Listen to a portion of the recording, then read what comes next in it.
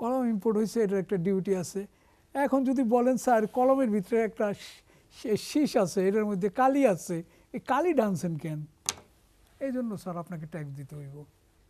আপনারা সরাসরি আপনাদের নেতৃত্বে প্রধানমন্ত্রীর কাছে এই পয়েন্টগুলো উঠান, এনবিআরে উঠাইয়া অর্থমন্ত্রী উঠাইয়া এটা স্যার সবাই জানে, স্বীকৃত। গ্যাস নাই, বিদ্যুৎ নাই, কি করব আমরা? কেমন বাজেট চাই রপ্তানিমুখী শিল্পকে বাঁচিয়ে রাখতে বা আরো কর্মসংস্থান তৈরির ক্ষেত্রে আসলে কি প্রস্তাবনা থাকা উচিত বাজেটে?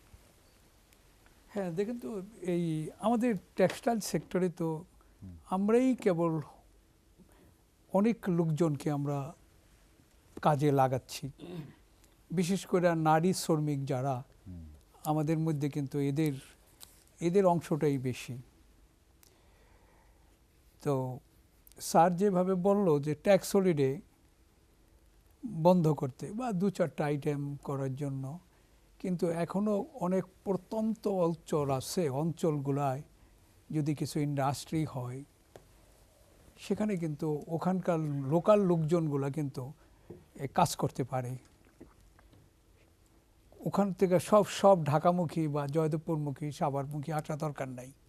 আজকে যদি পঞ্চগড়ে বা রংপুরে যদি এইটা থাকে, আরও কিছুদিন আমি মনে করি যে ট্যাক্স হলিডে রাখা উচিত, এবং যেখান থেকে আমরা অনেক লোকজন কর্মসংস্থান করতে পারি সেটার উপরে একটু গুরুত্ব দিয়ে ট্যাক্স হলিডেটা আরও রাখা যেতে পারে। এই যে স্যার যে বলতেছিল ব্যাংকের কথা, কেউ তো মুখ দিয়া বলে না যে আমার উপরে চড়াও করে একটা দুর্বল ব্যাংকে আমাকে দিছে। আজ পর্যন্ত এইটার কোনো প্রকাশ্যে কেউ নাই স্যার। কেন নাই? আমরা সবাই বুঝি অনেক সময় কথা বলতে পারি না, নাহলে আমি দুর্বলটারে কাঁধে করে ঘুরুম কেন? তো অনেক কিছু আছে স্যার, অনেক কিছু আপনি যেভাবে আপনারা বলতে পারেন। আমরা ব্যবসায়ীরা স্যার অনেক কথা বলতে পারি না। ওই যে বললেন যে আপনারা পেপারে দিয়ে দেন স্যার, এইটা স্যার বলা সহজ, কিন্তু আমারে যে ওই যে রশিবাইন্দা লইয়া যাবো গা ধইরা, কেউই স্যার কিছু তাকাবে না। এখন এই জন্যই স্যার যে কথাটা বলল, আমাদের ব্যবসায়ীদের কথা কিছু শোনেন, কিছু শুনলে আমরা কিন্তু একটা দিক নির্দেশনা দিতে পারবো। এই যে কথাটা বললাম, যে এই যে একটা যেভাবে আপনারা শুল্কায়ন করেন, এটাকে একটা সহনীয় পর্যায়ে নেন, তাহলে কিন্তু আমরা সবাই কিন্তু ওই চুরির ফাঁকটা দেখব না। এখন স্যার আমরা অনেক সময় বলি যে একটা কলম আনছি স্যার, একটা কলম ইম্পোর্ট হয়েছে,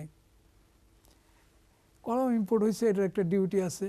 এখন যদি বলেন স্যার কলমের ভিতরে একটা শীষ আছে, এটার মধ্যে কালি আছে, এই কালি ডানছেন কেন? এই জন্য স্যার আপনাকে ট্যাক্স দিতে হইব। এমন সময় বললেন নতুন বিয়ে হইল তো স্বামী তো একটু ছুটি পাইলেই শ্বশুরবাড়ি যেতে চায়, স্ত্রীর কাছে যাবে। তো ভরা বৃষ্টি, বউটা অপেক্ষা করতে করতে 12টা পর্যন্ত অপেক্ষা করলো, কিন্তু স্বামী আসে না। বৃষ্টি তো খাল টাল ফার যায়, পরে এই বেটা বিজে টিজে তারপরও যাবে। 2টার সময় যখন দরজায় নক করে, তখন শ্বশুর বলে, এমন সময় আইলে জামাই মেয়ের উঠছে জ্বর।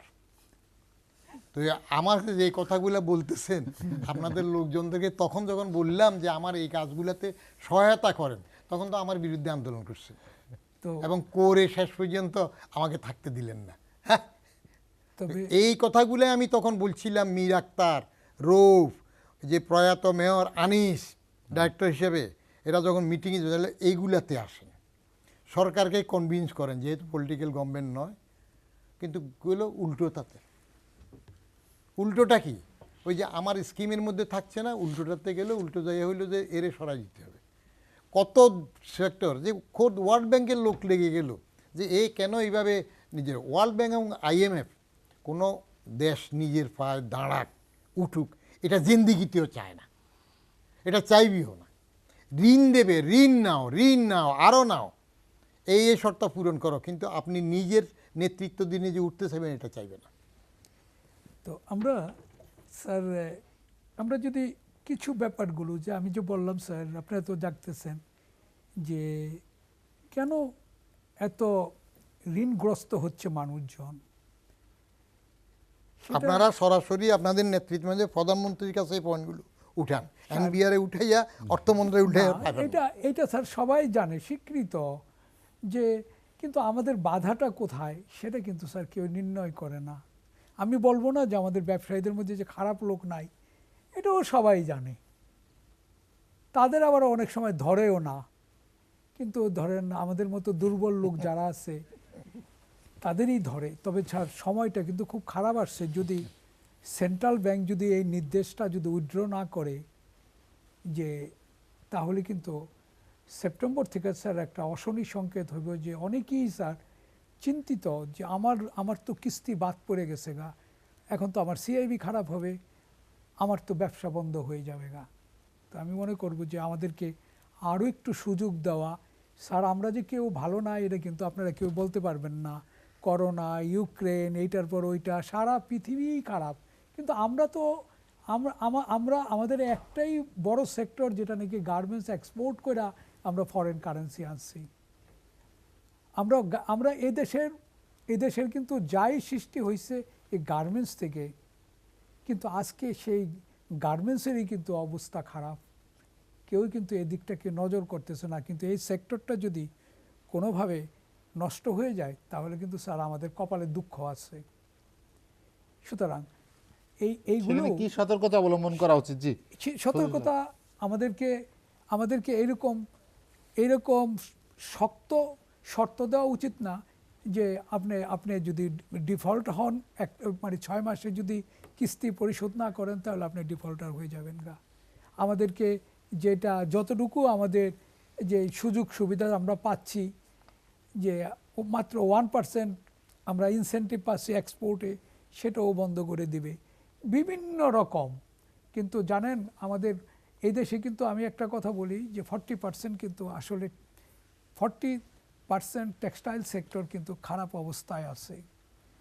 গ্যাস নাই, বিদ্যুৎ নাই, কি করব আমরা? আমার তো ইন্টারেস্ট বন্ধ হচ্ছে না, আমার মেশিন বন্ধ হচ্ছে, আমার ইন্টারেস্ট বন্ধ হচ্ছে না। তাহলে আমাদের কি করার আছে? এটা তো সবাই জানতেছে।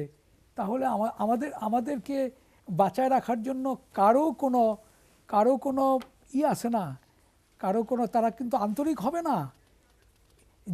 যে ব্যবসায়ীরাই তো আপনাকে টাকা দিবে, যে ফজলুল হক, সেই ব্যবসায়ী যদি শেষ হয়ে যায় তাহলে দেশের উন্নতি কারা করবে?